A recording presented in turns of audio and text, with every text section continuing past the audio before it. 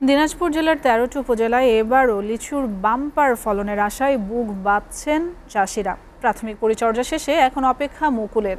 আর সেই অপেক্ষা ইতিমধ্যে রং ধরতে শুরু করেছে বোম্বাই ও অন্যান্য জাতের গাছেও ছাড়ছে ফুলের ইঙ্গিতও। গেল বছরের চেয়ে লাভের পরিমাণ বাড়বে এমন প্রত্যাশা চাষি ও ব্যবসায়ীদের। দিনাজপুর প্রতিনিধি খাদিমুল ইসলামের প্রতিবেদন। দিনাজপুর জেলার ১৩টি উপজেলায় ছোট বড় মিলিয়ে প্রায় ৮,৫০০ লিচুর বাগান রয়েছে।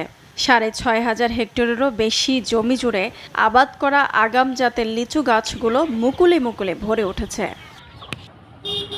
চাষিরা বলছেন, গেল বছরের তুলনায় এবার আবহাওয়া অনুকূলে গাছের অবস্থাও ভালো, তাই ফলনের আশা আরও উজ্জ্বল।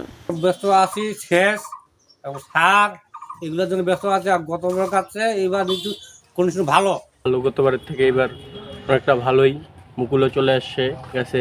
না, লিচুর গাছ ভালো, খুব ভালো ভালো মূলও হবে। এবার প্রায় ৪০ লাখ টাকা দিয়ে একটি বাগান কিনেছেন এক লিচু ব্যবসায়ী। গাছে মুকুল দেখে তিনি পুলকিত, মুখে আর বুকে আনন্দের ফোয়ারা। তার বিশ্বাস, প্রকৃতি সহায় হলে এবার লাভের অঙ্কটা আরও বাড়বে। গাছের অবস্থা তো বর্তমানে ভালো আছে, হ্যাঁ।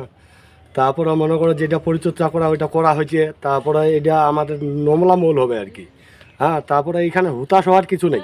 এখন খালি মুকুল আসতেছে কেবল, এইমাত্র আমরা বাগানে স্প্রে করতেছি, সেচ দিচ্ছি বাগানে। আশা করা যায় খুব ভালো হবে আর কি। এবছর ৩৭.৫ মেট্রিক টন লিচু উৎপাদনের লক্ষ্যমাত্রা থাকলেও তা ছাড়িয়ে যাওয়ার আশাবাদ ব্যক্ত করেছেন স্থানীয় কৃষি সম্প্রসারণ অধিদপ্তরের এই কর্মকর্তা। চাল লিচুতে ভরপুর জেলার নাম দিনাজপুর।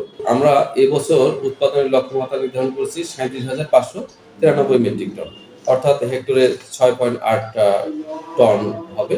আশা করছি যে কৃষকরা এবার ভালো ফলন পাবে এবং সেই অনুসারে কিন্তু আমরা পরামর্শ দিয়ে যাচ্ছি।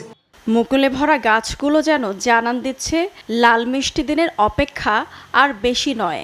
ফল আড়তদার সমিতির নেতারা জানালেন, দিনাজপুরে লিচু কেন্দ্রিক ব্যবসার পরিধি ১,০০০ কোটি টাকা ছাড়িয়েছে। এই মৌসুমে তা আরও বাড়বে এমন আশা সংশ্লিষ্টদের।